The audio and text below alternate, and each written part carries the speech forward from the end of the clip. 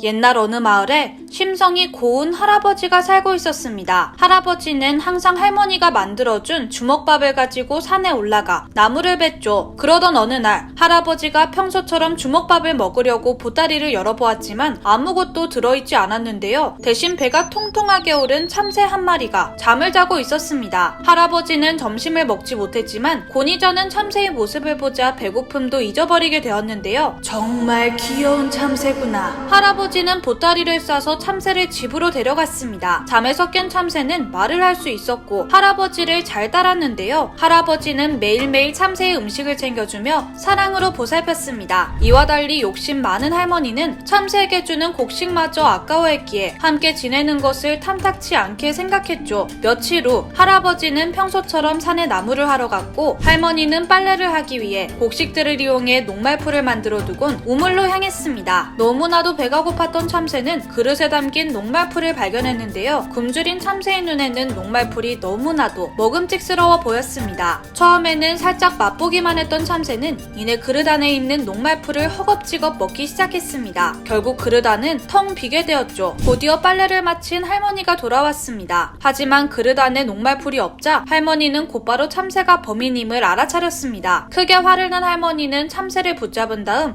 입을 벌렸습니다. 참새의 혀에는 좀 전에 먹은 풀이 잔뜩 묻어 있었습니다. 이 혀가 그런 나쁜 짓을 한 것이구나. 할머니는 참새의 얼굴보다도 더 큰 가위를 들고 왔습니다. 그리곤 그대로 참새의 입 쪽으로 가져간 후 혀를 싹둑 잘라버렸습니다. 이제 그만 이 집에서 나가! 너무나도 큰 통증에 참새는 울면서 집 밖으로 날아가 버렸죠. 저녁이 되어 일을 마친 할아버지가 산에서 돌아왔습니다. 평소처럼 할아버지는 참새를 찾았는데요. 참새야, 참새야, 내가 왔단다. 어디에 있니? 하지만 참새는 이미 떠나고 없었습니다. 할멈, 혹시 참새가 어디에 있는지 아시오? 만들어둔 녹말풀을 다 먹어버려서 혀를 잘라내 쫓아냈어요. 충격을 받은 할아버지는 날이 밝자마자 참새를 찾으러 집을 나섰는데요. 들판을 지나고 산을 넘어 방황하던 할아버지는 개울가에서 말을 씻기고 있는 사내를 만나게 되었습니다. 혹시 혀가 잘린 참새를 본 적 있소? 이 말을 들은 사내는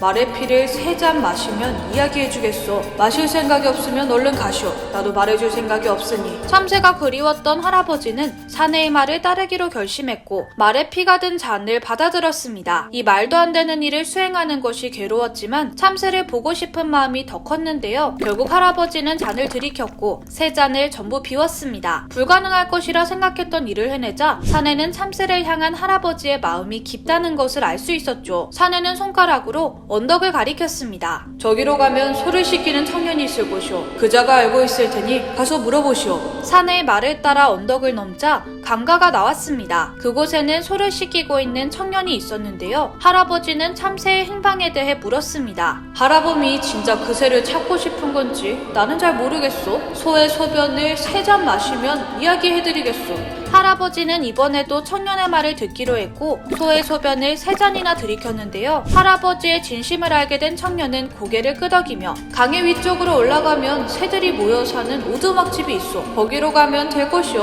할아버지는 서둘러 발걸음을 옮겼습니다. 청년의 말대로 강의 위쪽에는 오두막집이 있었는데요. 그곳에는 많은 새들이 모여 있었습니다. 할아버지의 벗이었던 참새도 그곳에 있었죠. 새들은 할아버지를 반기며 맛있는 음식들을 대접했습니다. 참새를 다시 만난 할아버지는 기뻐하며 참새와 즐거운 시간을 보내게 되었죠. 어느덧 저녁이 되었는데요. 나와 함께 집으로 돌아가자. 네가 줄곧 그리웠단다. 하지만 참새는 집에 돌아가지 않겠다고 했습니다. 계속된 설득에도 참새가 거절하자 낙담한 할아버지는 혼자 돌아가기로 했습니다. 참새는 오두막집을 나서던 할아버지를 불러 세웠습니다. 할아버지가 뒤를 돌아보자 앞에는 상자 2개가 있었는데요. 할아버지, 하나는 무거운 상자고 하나는 가벼운 상자예요. 할아버지한테 드리는 선물이니 둘 중에 갖고 싶은 걸 가지고 가세요.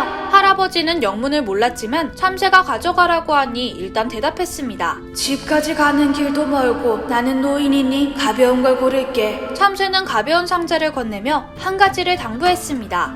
집에 갈 때까지 절대로 이 상자를 열어서는 안 됩니다. 그걸 꼭 지키셔야 해요. 할아버지는 집까지 상자를 무사히 들고 왔습니다. 이를 본 할머니는 상자 안에 뭐가 들었는지 궁금해했는데요. 잠새를 아까 만나고 왔어. 잠새가 준 것이요. 할머니가 상자의 뚜껑을 열어보자 안에는 온갖 반짝반짝 빛나는 금은 보화와 보석이 가득했습니다. 이것을 본 할머니는 질투심에 휩싸였고 검은 욕망을 품게 되었죠. 그 참새가 보물을 가지고 있었다니. 아무리 내가 혀를 잘랐어도 함께 지내온 시간이 있는데 나한테도 선물을 주겠지? 금은 보화를 가지고 싶었던 할머니는 집을 나서서 산을 올라갔습니다. 할머니 또한 말을 씻기는 사내와 소를 씻기는 청년을 만나게 되었는데요. 말도 안 되는 제안을 하는구려. 내가 왜 피와 소변을 먹어야 하는 거야? 할머니는 그들의 제안을 거절했습니다. 그래도 한참을 걷다 보니 저녁이 되어서야 새들의 오두막에 도착할 수 있었습니다. 더는 시간을 지체하고 싶지 않았던 할머니는 참새를 보자마자 자신의 본론부터 이야기하기로 했죠. 참새야, 내게 도어서 보물 상자를 주렴. 착한 참새는 할머니한테 상자를 고르게 했습니다. 많은 보물을 원했던 할머니는 무거운 상자를 골랐는데요. 기뻐하며 돌아가려는 할머니에게 참새는 주의사항을 이야기했습니다. 집에 갈 때까지 절대로 열어서는 안 됩니다. 절대로요. 상자는 너무나도 무거웠고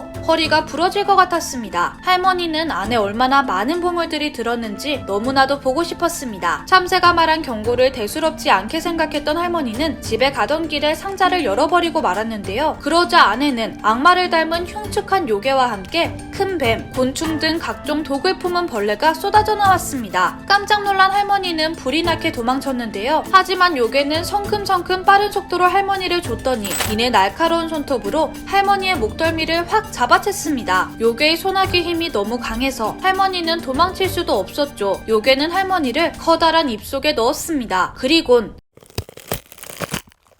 결국 욕심 많은 할머니는 살점도 남지 않은 채 요괴에게 잡아먹혔다고 하네요. 오늘의 이야기 흥미로우셨다면 좋아요와 구독 부탁드릴게요. 저는 다음에 더 흥미로운 이야기로 찾아뵐게요. 안녕!